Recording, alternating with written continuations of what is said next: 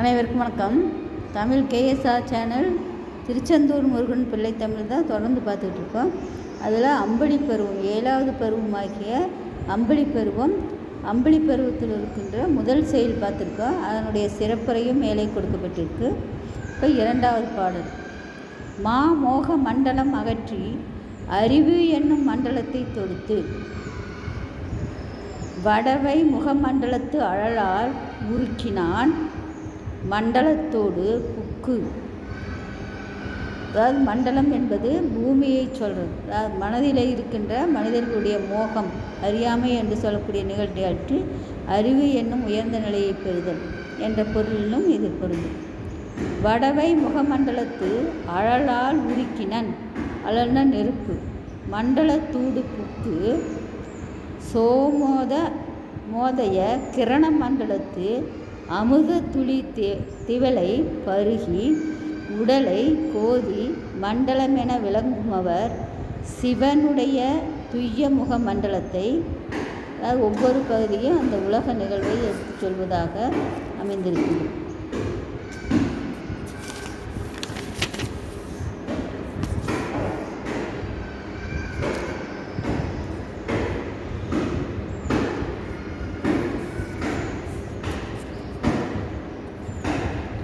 ஏமோ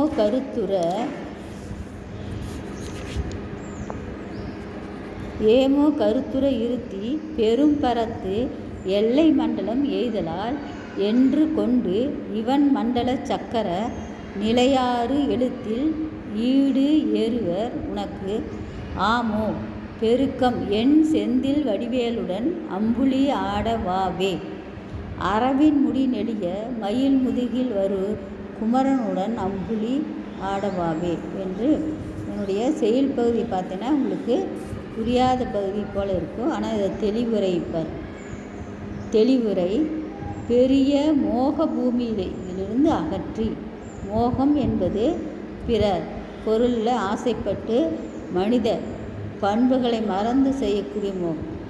அதில் அறிவு என்னும் முழு மண்டலத்தை சேர்த்து வடவை கனலென விளங்கும், கனல்ல நெருப்பு, மூல ஆதாரத்தில் உள்ள அக்னி மண்டலத்து தீயினால் மோக மண்டலத்தை உருக்கி இருதய கமலத்தில் உள்ள சூரிய மண்டலத்தின் நடுவில் புகுந்து சந்திரன் உதித்தலை உடைய, அதாவது சந்திரன் வெளியில் தோன்றுகின்ற அந்த காட்சியை பல்வேறு மண்டலத்துக்குள் நுழைந்து வருவதாக சொல்கின்றார். சந்திர மண்டலத்தின் அமுத துளிகளை பருகி, அப்பொழுதுதான் குளிர்ச்சி அடைகின்றது. உடலை ஒளிவுடைய சிவ மண்டலம் என ஆக்குகின்ற ஞானியர்கள், அதாவது மோகம் அறியாமை என்னும் இருளை நீக்கி அறிவு என்னும் விளக்காக இருக்கக்கூடிய அறிஞர் பெருமக்களை இதில் எடுத்துக்காட்டாக சொல்லியிருக்கு.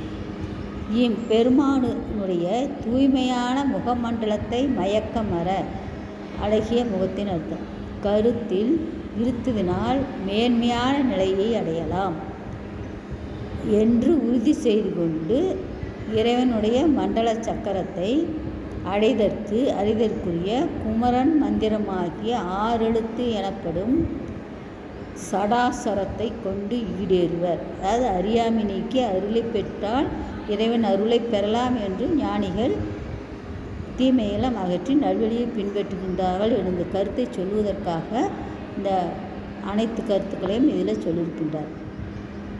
எனவே பெருமானை விட உயர் பெருக்கம் எங்கே வந்தது? இறைவனிட உயர்ந்தது எது இருக்கு என சந்திரனை நாகத்தின் முடி நெளியும்படியாக கொத்தி குதரும் மயிலின் மீது ஆரோகணித்து வரும்னா மயிலேறின் எம் உருவ கடவுளுடன் விளையாட வருக என்று பெண்கள் அம்புலியை சந்திரனை அழைப்பதாக அமைந்திருக்கின்ற செயல் பகுதி பாருங்கள். நன்றி.